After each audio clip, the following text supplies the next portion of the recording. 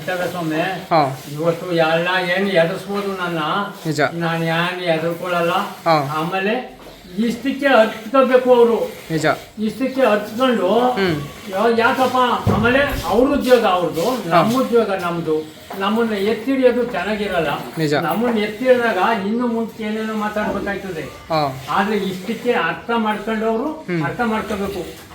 ಈಗ ಕಬ್ಬಲ್ ಜಾತ್ರೆಯಲ್ಲಿ ನಮ್ಮ ಹೋಗಿ ಏನೋ ಕ್ರಿಮಿನಲ್ ಮಾಡ್ಬಿಟ್ರು. ಓ ಕ್ರಿಮಿನಲ್ ಮಾಡ್ಬಿಟ್ರೆ ಹ್ಮ್ ಆಯ್ತು, ಸೆಕೆಂಡ್ ಪ್ರೈಜ್ ಮಾಡಿದ್ರು. ಹಾ ಏನು ಅಲ್ಲಿ ಯಾರು ಚಾಳಿಕರು ಎಲ್ಲ ಸೇರ್ಕೊಂಡು ಮಾಡಿದ್ರು. ಹಾ ಆ ಪ್ರೈಜ ನಾನು ಇಸ್ಕೊಳ್ಳಿಲ್ಲ. ಅಲ್ಲಿದ್ದಾರೆ ಏನಂದ್ರು ಅಂದ್ರೆ, ಆ ಪ್ರೈಜ್ ಇಸ್ಕೊಂಡ್ರೆ ಹಾ ಇವತ್ತು ಇಡೀ ದೇಶಕ್ಕೆ ಮಿನಿಸ್ಟ್ರ್ ಇದ್ದಂಗದೆ, ಹಾ ಆ ಮಿನಿಸ್ಟ್ರಿಗೆ ನೀನು ಅವಮಾನ ಮಾಡಬೇಡ.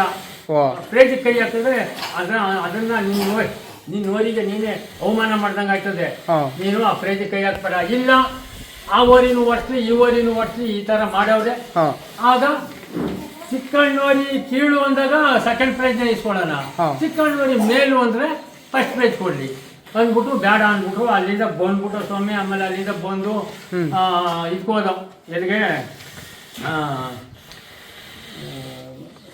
ಹಾ. ಬೇಬಿ ಜಾತ್ರೆಗೆ ಹೋದ್ರೆ ಅಲ್ಲಿ ಮಾಡಿದವ್ರಿಗೆ ನಾನು ಮುಚ್ಚಿಚ್ಕೊಳ್ಳಿಲ್ಲ. ಸ್ವಾಮಿ ನಾನು ನೋಡಿ ಸೆಕೆಂಡ್ ಪ್ರೈಜ್ ಆಗ್ಬೇಕಾದ್ರೆ ಹಾ. ನಿಮ್ಮಿಂದಲಿಯಾ ನೀವೇ ಕಾರಣ ಅಂತೇಳಿ ಹೇಳ್ದೆ. ಎದುರಿಗೆ ಹೇಳ್ಬಿಟ್ಟು ಹಂಗೆ ಇದ್ದು. ಆಮೇಲೆ ನೋಡಪ್ಪ ಅಲ್ಲಿ ಅವತ್ತು ನಮ್ಮ ಅದೃಷ್ಟಕ್ಕೆ ಅಲ್ಲಿ ಬಿದ್ದೋಯ್ತು. ಓ 6 ಅಲ್ಲಿ ಬಿದ್ದೋಯ್ತು. ಹಾ ಬೇರೆ ಜಾಗ ನಿಲ್ಲಿಸ್ಬೇಕಾಗಿ ಬಂತು. ಹ್ಮ್ ಬೇರೆ ಜಾಗ ನಿಲ್ಲಿಸ್ತು.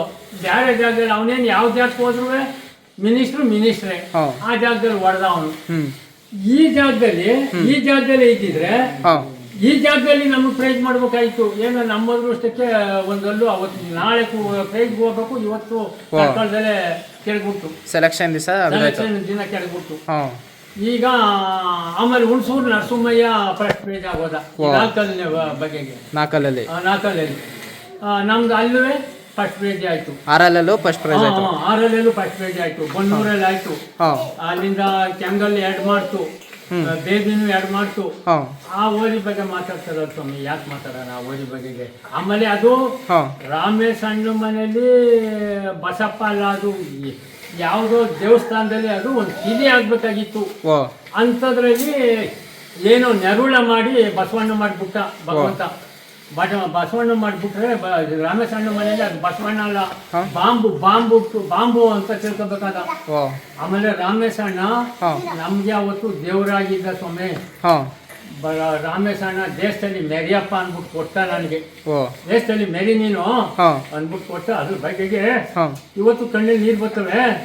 ಆದ್ರೆ ನಾವು ಹಾಳು ಮಾಡ್ಕೊಂಡು ಎದುರಿಗೆ ಯಾರು ನಾನು ನಿನ್ ಮಗ್ಳಲ್ಲಿ ನಿಂತ್ಕೋತೀನಿ ಅಂದಾಗ ಸುಟ್ಟಾಕ್ಬಿಡೋದು ಬಾಂಬ್. ಅದು ನಿಜ. ಓರಿ ಅಲ್ಲ, ಬಾಂಬು. ಯಾರು ನಾನು ನಿನ್ ಮಗ್ಳಲ್ಲಿ ನಿಂತ್ಕೋತೀನಿ ಅಂತ ಬಂದ್ರೆ ಸುಟ್ಟಾಕೋದು. ಅದು ನಿಜ. ಭಗವಂತ ಕಿತ್ಕೊಂಡ್ಬಿಟ್ಟವನೆ. ಆದ್ರೆ ನಾನು ಭಾರಿ ಶ್ರಮೆ ಮಾಡ್ತಾ ಇದ್ದೀನಿ ಸ್ವಾಮಿ. ಶ್ರಮೆ ಮಾಡ್ತಾ ಇದ್ರೆ ಇವತ್ತು ಏನು ಯಾಕೋ ಬರ್ದವರೆಲ್ಲ ಏನ್ ಮಾತಾಡ್ತಾರಪ್ಪ, ಯಾಕೆ ಆಡ್ಬೇಕು ಮಾತಾ. ಆಮೇಲೆ ಇಡೀ ದೇಶದಲ್ಲಿ ನಂದು ಏನ್ ಅನ್ನೋದ ಇಡೀ ಜಗತ್ತು ಹೇಳ್ತದೆ. ನಿಜ. ಇಡೀ ಜಗತ್ತು ಹೇಳ್ತದೆ. ಇವತ್ತು ಇವೊಂದು 10-12 ಕರ ಇರ್ಬೇಕು ಸ್ವಾಮಿ. ನಾವು ಕಣ್ಣಂಗೆ ಹೆಣ್ಗರ. ಆ ಹೆಣ್ಗರ ಎಲ್ಲ ಒಂದ್ಸಾಕ್ಬಂದು ನಿಂತ್ಕೊಂಡ್ರೆ ಇವತ್ತು ಯಾವ ಓರಿಗೂ ಹುಟ್ಟಿಲ್ಲ ಅಂತ ಕರ. ಹಿಂದೆ ಇಟ್ಬಿಟ್ಟವೆ ಬಸ್ತಿವರಿಗೆ ಹುಟ್ಟವೆ. ಆಮೇಲೆ ಬಸ್ತಿವರಿಗೆ ಹುಟ್ಟವೆ. ಇವತ್ತು ದೇವಿ ಸಿಂಹಗಳ್ಳಿ ರಾಜಣ್ಣ ನನ್ನ ಮಕ್ಕಳ ಮೆರಿಯ ಕಾಲದಲ್ಲೆಲ್ಲ ಮೆರೀರಿ, ನೀವೆಲ್ಲ 30 ಸಾಲ ಕೊಡಿ ನನಗೆ, ನಾನು ಏನೋ ನನ್ನ ಕೈಲಾದ ಮಟ್ಟ ಮಾಡ್ತೀನಿ ಅಂದ್ಬಿಟ್ಟು ಎಲ್ಲ ಈ 2, 4, 6 ಮೆರಿಯ ಗಂಟ ಸುಮ್ಮನೆ ಇರ್ತಾರೆ. ಸುಮ್ಮನೆ ಇದ್ದು ಆಮೇಲೆ ಕಡೆ ಕೊನೆಗೆ ಇದೆಲ್ಲ ತೀರೋಯ್ತು ಒಂದಿನ ತಗೋತಾರೆ. ಅವ್ರು ತಕ್ಕೊಂಡು 2 ಕರ ಮಾಡ್ತಾರೆ. ಮಾಡಿದಾಗ ಹಳೆ ಓರಿಗೆ ಕರ ಹುಟ್ಟೋದು ಸಹಜ. ಅವಾಗ ಹುಟ್ಟವೆ ಕರನು ಹುಡ್ತವೆ. ದೇವಿ ಸಿಂಹಗಳ್ಳಿ ರಾಜಣ್ಣ ಹೆಸರಿಗೂ ಬರ್ತಾನೆ. ಅದರ ಒಂದು ಸಾಮರ್ಥ್ಯ ಸ್ವಾಮಿ. ಇದೆಲ್ಲ ನಾನು ಗಂಟು ಅಂದ್ರೆ ಆಯ್ತದ? ಯಾಕೆ ಮಾತಾಡ್ಬೇಕಪ್ಪ? ಏನೋ ಈಗ ನೀವು ನಮ್ಮ ಮನೆ ತಗ ಬಂದಿದ್ದೀರಾ, ಏನೋ ಇವಾಗ ಮಾತಾಡ್ಬೇಕಾಗಿತ್ತು, ಮಾತಾಡಿವಿ. ಏನೋ ಭಗವಂತ ಎಲ್ಲರಿಗೂ ಒಳ್ಳೇದು ಮಾಡ್ಲಿ. ನೋಡಪ್ಪ ಇಷ್ಟು ಮಾತಾಡ್ಬೇಕಾಗಿತ್ತು, ಮಾತಾಡಿದೀನಿ ಸ್ವಾಮಿ. ಈ ಓರಿ ಬಗ್ಗೆ ತಿಳಿಸ್ಕೊಡಿ ಚಿಕ್ಕಣ್ಣ. ಓರಿ ಬಗ್ಗೆ ಇದು 13,60,000 ಕರ ಹೋಗಿತ್ತು.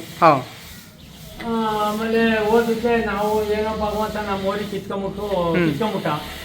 ಅಲ್ಲಿಂದ ಯಾರೋ ಹೇಳಿದ್ರು ಅದೊಂಥರ ಹೋಗಿ ನೋಡಿ ಅಂತಪ್ಪ ಹಿಂಗುಡಿಲಿ ಏನೂ ಇರಲಿಲ್ಲ ಬಂದಿತ್ತು. ಹಾಂ ಇವತ್ತು ನಮ್ಗೆ ಆಗ ಏನೋ ಉದ್ದಪ್ಪನ್ನ ಸೇರಿ ಸ್ವಾಮಿ ಏನೂ ಇಲ್ಲ ಅದರಲ್ಲಿ ಅಂದು. ಹೋಗಿ ನೋಡ್ರೆ ಒಂದು 200 ರೂಪಾಯಿ ಅಲ್ವಾ ನಿಮ್ಮ ಚಾರ್ಜ್ ಕಳ್ಕೊಳ್ಳೋದು. ನಿಜ. ಹೋಗಿ ನೋಡಿ ಕಣ್ಣಲ್ಲಿ ನಿಮ್ಗೆ ಆಗಲ್ಲ ಅಂದ್ರೆ ಬನ್ನಿ ಅದಕ್ಕೇನು ಅಂದರು. ಆಮೇಲೆ ಹೋದ ಸ್ವಾಮಿ ಹೋಗಿ ನೋಡಿದ್ರೆ ಏನೋ ಪರವಾಗಿಲ್ವಲ್ಲ ಇವತ್ತು ನಮ್ಮ ಮಟ್ಟಕ್ಕೆ. ಇವತ್ತು ಅದೊಂದು ಓದಿ ಜಾಗಕ್ಕೆ ನಿಂತ್ಕೋಬೋದಲ್ಲ ಇದು. ಏನೋ ಇವತ್ತು ನಮ್ಮ ಜಾಗಕ್ಕೆ ಆಗತ್ತ ಆಯ್ತದೆ. ಇವತ್ತು ಅಂಥದ್ದು ಒಂದು ಓದಿ ಇನ್ನು ಅದೇ ಬೇಕು ಅಂದಾಗ ಸಿಗಲ್ಲ. ಏನೋ ಒಂಚೂರು ಹೆಚ್ಚು ಕಮ್ಮಿ ಆ ಜಾಗಕ್ಕೆ ನಿಂತ್ಕೊತದಲ್ಲ ಅಂದ್ಬಿಟ್ಟು ಆಗ ತಗೊಂಬಂದ ಸ್ವಾಮಿ. ಎಷ್ಟಾಯ್ತು ಗೌಡ್ರೆ ಅಂತಂದಿದ್ದು? 13 ಆಗಸ್ಟ್ 1101 ಆಯ್ತು.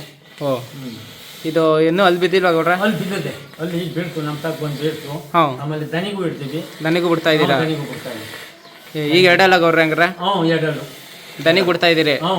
ಒಂದು ದನಿಗೆ ಏನು ಚಾರ್ಜ್ ಮಾಡ್ತಿದ್ದೀರಿ? ಒಂದು ದನಿಗೆ ಸ್ವಾಮಿ ನಾವು 800 ರೂಪಾಯಿ ಮಾಡೀವಿ. ಈಗ ಕೆಲವರು 500 ರೂಪಾಯಿ ನಂಗೆ ಬಿಡ್ತಾರೆ. ಈಗ ನಾನು ಒಂದೇ ಮಾತು ಹೇಳಿದೆ, 500 ರೂಪಾಯಿ ನಂಗೆ ಬಿಟ್ಟು ಕೈನಲ್ಲಿ ಓದಿಲಿ 10 ಗರ ಮಾಡಬೇಕು ಒಂದು ಕೈಲಿನ ದುಡ್ಡಿಗೆ. ಏನು ಭಗವಂತ ಒಳ್ಳೇದು ಮಾಡಿದ್ರೆ ನಾವು 200 ಜಾಸ್ತಿನೇ ತಗೋತಾ ಇವಿ. ಅವರು ಏನೋ ಶ್ರಮೆ ಕೊಟ್ಟು ನಾವು ಬಂಡವಾಳ ಜಾಸ್ತಿ ಹಾಕ್ಬಿಟ್ಟಿವಿ.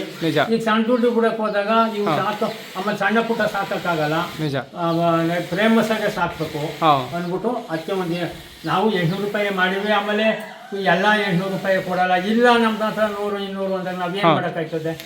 ಹೋಗ್ರಪ್ಪ ಈಸ್ಕೋಬೇಕು. ಈ ಎರಡಲ್ಗೆ ಈ ಉದ್ದಪ್ಪನ ಹೈಟು ಯಾವ ಇಲ್ಲ ಗೌಡ್ರೆ? ಏನೋ ಸ್ವಾಮಿ ಅದು ಆಮೇಲೆ ನಾವ್ ಹೇಳೋ ಮಾತಲ್ಲ, ಜನ ಹೇಳ್ಬೇಕು. ನಮ್ಮ ಬದುಕ ನಾವೇ ಹೊಗಳ್ಕೊಂಡಾಗ ಅದು ಮುಂಚೆ ಬರಲ್ಲ. ಬಿತ್ತನೆಯವರಿಗೆ ಏನ್ ಗುಣಲಕ್ಷಣಗಳು ಇರ್ಬೇಕು ಗೌಡ್ರೆ? ಸ್ವಾಮಿ ನೋಡಿ, ನಾಮ, ಆಮೇಲೆ ಕೊಳ್ಳು, ಏಟ, ಉದ್ದಪ್ಪನ, ದಕ್ಷತೆ, ಕಾಲು ಕಂಬ, ಆಮೇಲೆ ಈಗ ಇದೊಂದು ಸುಳಿ ಮಾಮೂಲಿ 1 ಸುಳಿ 3 ಸುಳಿ ಬಿಟ್ರೆ ಇನ್ಯಾವ ಸುಳಿ ಇಲ್ಲ. ಇಷ್ಟು ಮಟ್ಟಿಗೆ ಅದಪ್ಪ.